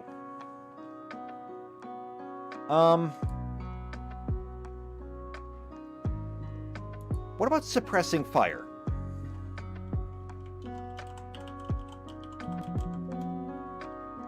Let's see. Foregoing a saving throw, no. Extraordinary abilities, no. Suppress, no. There's not that many mentions of suppress in here. Perhaps it's a feat. Let's take a look at feats. Combat feats.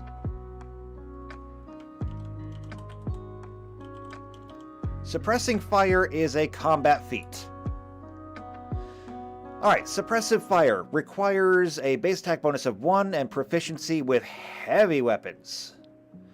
As a full action, you can use a ranged weapon with the automatic weapon property to provide covering fire or harrying fire in a cone with range equal to half the weapon's increment. You must expend all 10 charges or rounds of ammunition to use this ability. Decide if you are providing covering fire or harrying fire. Make a single range attack roll with a +4 bonus and compare it to the AC of all creatures in the area. Any creature with an AC equal to or less than your attack is affected by the selected effect. If you select covering fire, choose a single ally that gains the benefit from the covering fire bonus to its AC. Okay. So, here's what I think we're going to do with this. We are going to grant the suppressive fire feat to friendly PCs while painting. I'm going to say painting because that's what these things do. So, we have 3 effects so far. It grants a bonus equal to the marker light level times 2. So if it's a level 1, you're giving all of your allies a +2 on their attack rolls.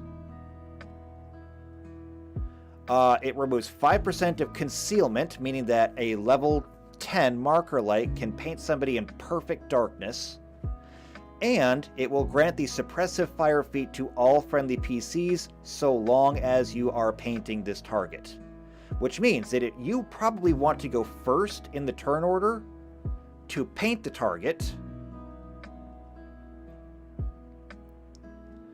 And then everybody else can use suppressive fire or harrying fire, either way. Oh, and also this works on touch AC.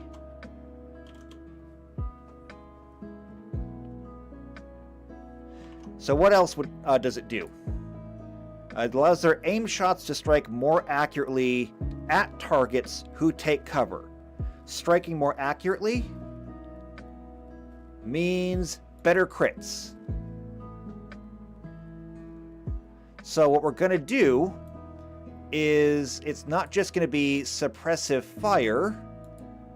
It's going to be suppressive fire and expanded critical feats to all friendly PCs while painting. So, if you are in a team of 4 people, okay, which is what I'm aiming for. More would be great, but I'll take a team of 4 people. One of you is carrying a marker light. Now, a marker light is also going to be a... is it a pistol? No, it's going to be a small arm. Okay? So, it's going to be a small arm, which means that you can carry a pistol and you can carry a marker light. You can't use them both at once, but you can carry both of them. So you go first, you take out your marker light, alright? You aim, you paint your target. They got a little red dot on them. As soon as that red dot touches them and you're only aiming for touch AC, the next 3 people on your team get a +2 to attack, minus 5% concealment they have to overcome, and you've given them the suppressive fire feat, which we saw back here, so they can make either suppressing fire or harrying fire. I'm not sure what the difference is.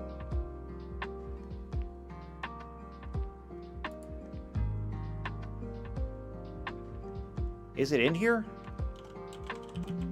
No. I have to assume it'd be down here under combat.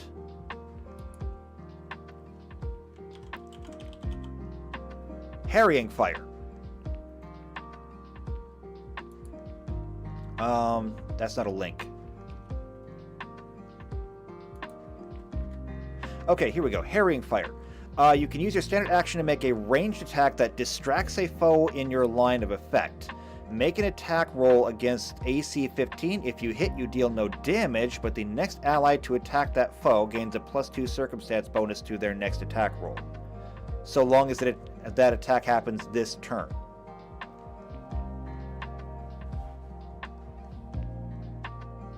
Alright, so you can either suppress them or you can harry. Although what the difference is, I'm not sure, because that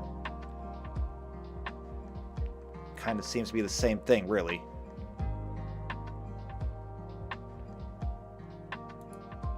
Suppressive fire, let's see. You must expend 10 rounds of ammunition. Oh wait, it's covering fire or harrying fire.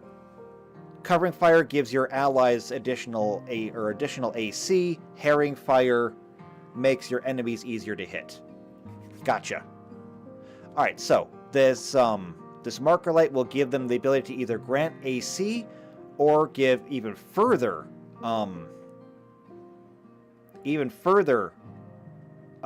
bonuses to attack. And because every weapon in this game has already a natural crit on 20, and that's it, it will expand the critical so that you can crit on both 19 and 20.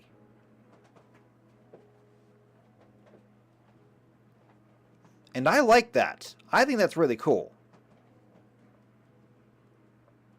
And I mean, that goes way up. So if somebody in the party has a marker light and uses it regularly, that's kind of a wow. That's kind of a wow. Let's see, font effects, alignment, wrap text. There we go.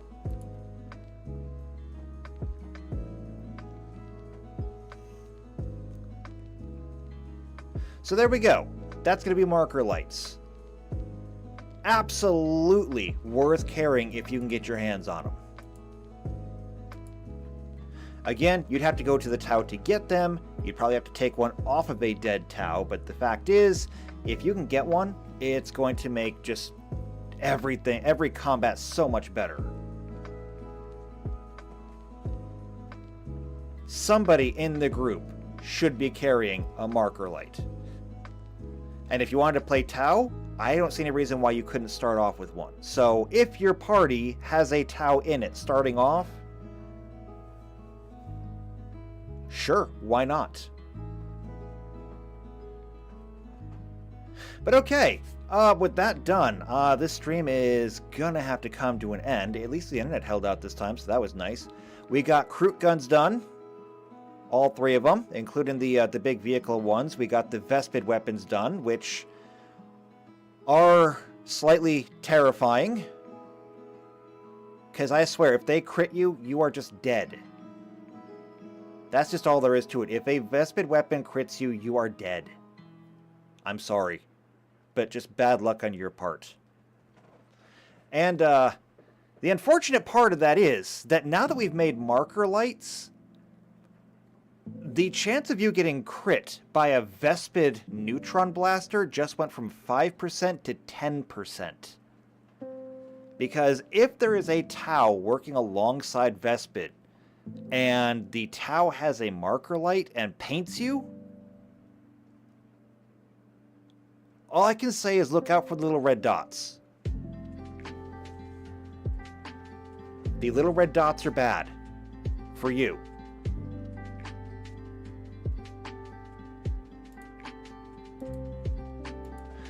But with that being done, I'm going to go ahead, I'm going to take a break here, see what else is going on in my house, because I heard movement downstairs, and that could mean all kinds of different things.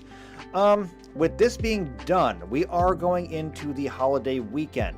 So, not knowing what we're going to be doing next weekend yet, I'm going to go ahead and say my Merry Christmases now, and I hope you have a good holiday. Not knowing what's going to be going on the week after that, I will say Happy New Year just in case. But what I will be doing is putting out a poll on the channel. There will be 4 options on the poll. Number 1 is whether or not we take the weekend off. That is, no stream on Saturday, which is Christmas Eve. No stream on Sunday, which is Christmas. No, wait, did I get that wrong? Is that backwards? Is Christmas on Saturday or Sunday? Or Monday? Hold on, let me check my phone. Christmas is on Monday, so the normal Sunday stream would be on Christmas Eve. So if you want to have the stream on Saturday, which is, you know, Christmas Eve, it's not much, but I mean, people might be busy that day. It is going to be a holiday weekend. We can still do it if people want it. We cannot do it. If we do it, it'll probably be just a very chill stream. Just, you know, sit, talk, discuss things. I don't know, maybe even invite people into the Discord. Maybe I can, like, route a call through here and have an actual chat. I mean, I'll throw it up there to the people in the Discord and see if anybody would actually want to sit and talk. Maybe. Of course, Christmas Eve being Sunday, we can still do the tabletop stream, or we cannot do it. I'll leave it up to you. We can do both. We can do one or the other, or neither. I'll leave it up to you. I will be here regardless. I'm not going anywhere. So, I will leave that there because I'm going to put it on a poll. I cannot necessarily say which way it's going to go, so whatever happens next weekend will happen next weekend. For now, all I can say is if you enjoyed this, if you had fun today, subscribe to the channel, hit the bell icon. I'm over 500, so now I've begun the very long climb up to 1,000. It's a long way off, but with your help, I can get there. In fact, it's not even your help. You're pretty much doing all the work there. It's you that's clicking the button. So it's all on you. Subscribe to the channel if you want to. If you think that somebody else might enjoy this, if they like tabletop games, if they like Starfinder, Pathfinder, Warhammer 40k, any of that stuff, share the video with them. Or bring them to a stream. Actually, bring them to a stream. They'd have more fun live. Otherwise, though, if you just like me and you feel like doing it, leave a like on the video, leave comments down below, join the Discord and leave comments in the Discord, because that's always fun. But leave the likes, leave the comments. I will see you next time, whenever that is, for the tabletop, or the 40k module thing that we're doing. Until then, take care.